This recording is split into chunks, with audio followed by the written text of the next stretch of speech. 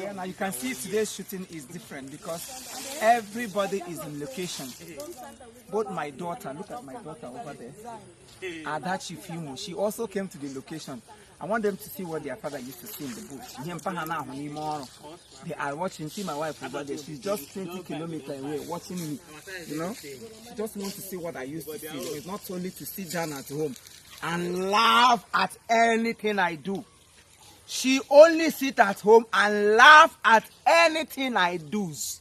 Today she is inside the farm, filming with us, seeing what I used to see. Under the sun, under the rain, under the cloud, under the ocean, even under the under. So we are here filming. Look at them, that's my director there. Today is Easter Friday. This is Good Friday, kind of Good Friday. So everything about us is good. So if you are a child of God and you are alive to see this day. Follow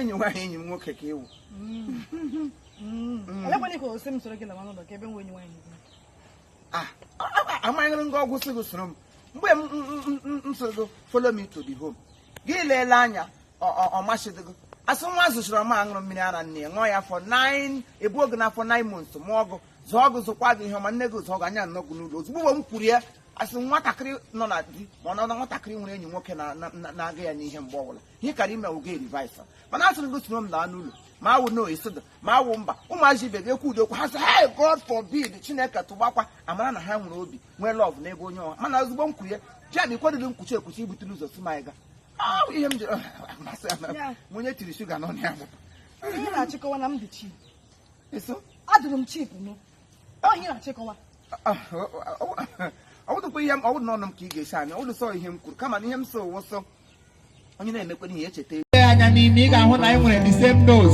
Now, what do you mean? I want to let know. You will take a snap and you came up to the show. I'm to them on a play a dozen. Get to the man. Please, before I am a little, I gave mention a guy. What is it?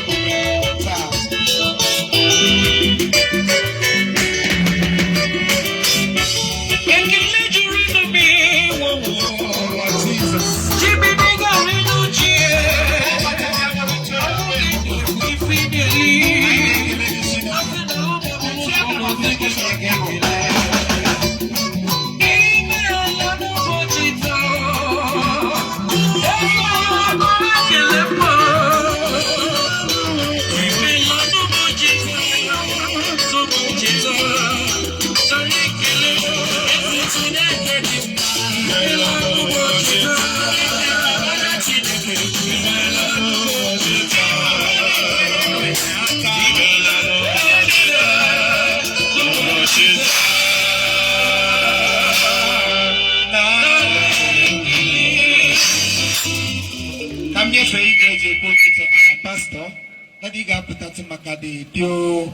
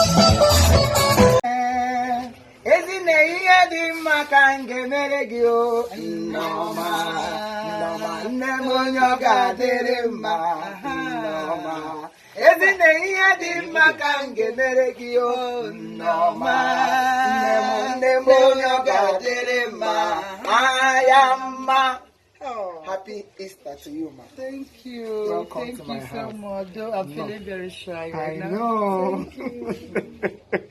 Welcome to our home. Oh, Hi, this is a welcome.